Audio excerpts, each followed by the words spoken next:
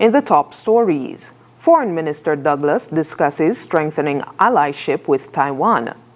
Trinidad and Tobago to head to the polls on April 28th. And Israeli strikes mark escalation in Gaza conflict. Hello and welcome to the ZIZ Midday Newscast. Today is Wednesday, March 19th, 2025. I'm your presenter, Shanique Harvey, nationally. On Tuesday, March 18th, the President of the Republic of China, Taiwan, Lai Ching-te, met with Minister of Foreign Affairs, the Right Honorable Dr. Denzil Douglas, in Taiwan to discuss deepening the partnership between the two countries. Dr. Douglas reaffirmed the government's commitment to speaking up for Taiwan as they deserve a voice and a seat among peers in international organizations. President Lai Ching-te thanked St. Kitts and Nevis for actively speaking up for Taiwan and supporting Taiwan's participation at international venues and organizations, including the United Nations General Assembly, the World Health Organization, and the International Civil Aviation Organization.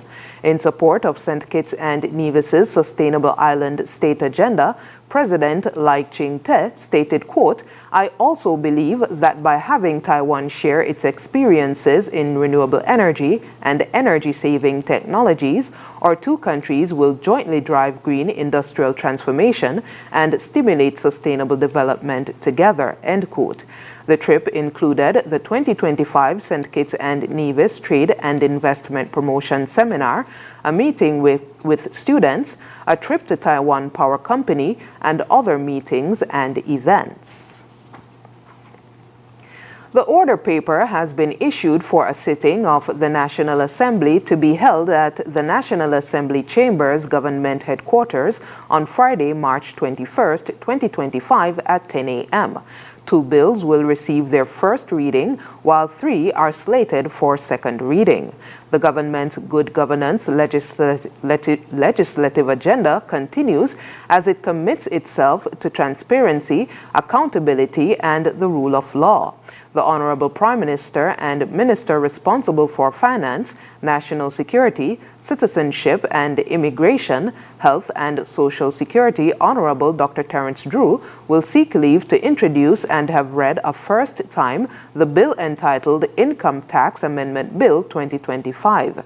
In addition, the Honorable Senator and Minister responsible for Sustainable Development, Environment, Climate Action and Constituency Empowerment, Dr. Joel Clark, will seek leave to introduce and have read a first time the bill entitled Plastic Waste Reduction Bill 2025. The Honorable Prime Minister will then move the second reading of the Income Tax Amendment Bill 2025, while the Honorable Senator Dr. Clark will move the second reading of the Plastic Waste Reduction Bill 2025. Meanwhile, the Honorable Attorney General and Minister responsible for Justice and Legal Affairs, Honorable Garth Wilkin, will move the second reading of the bill entitled Integrity in Public Life Amendment Bill 2025. The bill had its first reading on February 27, 2025. The National Assembly will be carried live on ZIZ Radio 96.1 FM and participating radio stations. It can also be viewed live on TV Channel 5 in St. Kitts and Channel 98 in Nevis. It will also be streamed live at www.zizonline.com. Minister of Sport, the Honorable Samuel Duggins, say the nation's youth will benefit greatly from participating in competitions at the Kim Collins Stadium in Bird Rock. One of the goals of the Minister of Sport is the setting up of an elite training program to produce top-quality athletes for the Federation, and he believes having a top-class track and field facility will go a long way in accomplishing that vision. Once you have a world-class facility, then your youth athletes would then recognize and perform even better. You're standing on the surface. When I walk on the surface, I myself feel like, like I'm ready to run. And indeed, that helps the athletes to perform better. And that, even just from psychological development, when you look at a quality surface, you get anxious to want to give up your best. and then knowing that that surface also protects you, because that was another thing that we had to look at, the protection of our athletes. He adds that the completed track at the Kim Collins Stadium is something that is needed by the Federation of St. Kitts and Nevis, as the sports ministry seeks to continuously improve athletic performances, even as he puts pressure on those working on the facility to get it done. They understand the passion, because the country wants this facility. This is our premier track facility. The country wants it. And as a minister, I want it. But at the end of the day, I'm not a worker. I could only push the workers. They understand the challenges that they have. And so they communicate that to me. And I'm trying to communicate that to the general public. Work at the Kim Collins Stadium continues with the laying of the track underway. We move now to news on the regional scene. Trinidad and Tobago's Prime Minister Stuart Young has announced that the country's general election will be held on April 28, 2025. The announcement came on Tuesday, just one day after he was sworn in as the country's 8th Prime Minister and unveiled a reshuffled cabinet. Nomination day will be on Friday, April 4th. Parliament will be dissolved at midnight on March 18th. The election date follows a fast-moving political transition after Dr. Keith Rowley officially stepped down from politics on Sunday. Young took the oath of office on Monday at President's House, replacing Rowley as Prime Minister. With the election now set, Trinidad and Tobago enters a pivotal campaign season as Young seeks a fresh mandate, while the opposition United National Congress, or UNC, and other parties prepare to challenge the PNM's hold on power.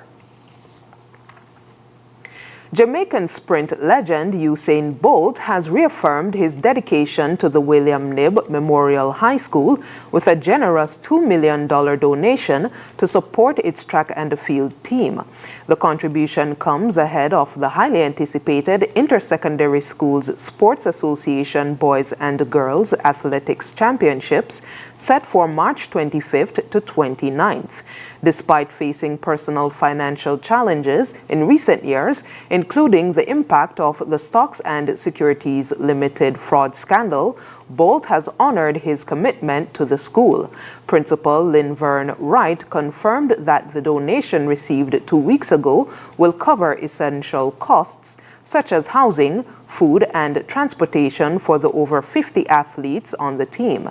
During a school assembly, Wright expressed heartfelt gratitude for Bolt's generosity, highlighting the sprinter's perseverance in maintaining his support for the school amidst adversity. Last month, Bolt spoke publicly about his disappointment with the government's handling of the SSL case, stressing his expectation for restitution. Internationally, Israeli airstrikes on Gaza on Tuesday marked a sharp escalation in the conflict as Prime Minister Benjamin Netanyahu chose to end the ceasefire with Hamas. The decision, backed by his far-right coalition partners and supported by the U.S., came amid mounting pressure to either negotiate for hostages or continue fighting to eliminate Hamas. The January ceasefire, which allowed for a phased return of hostages and prisoners, collapsed over disagreements on its second phase. Netanyahu's stance has been to prioritize the destruction of Hamas, a goal that many believe is incompatible with a lasting ceasefire. The renewed fighting and failure of peace talks have drawn international concern, further complicating efforts for peace in Gaza. Istanbul Mayor Ekrem Imamoglu, a prominent opposition leader, was arrested on Wednesday as part of an investigation into alleged corruption and links to the PKK, a group designated as a terrorist organization by Turkey. Imamoglu, a potential presidential candidate, denies the charges and vows to continue his political fight. The arrest, which also involved his aide and others, follows significant losses for President Erdogan's party in local elections.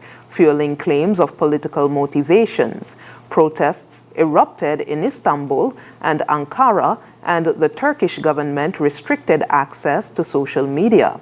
The Istanbul Stock Exchange dropped 7% and the Turkish lira fell sharply.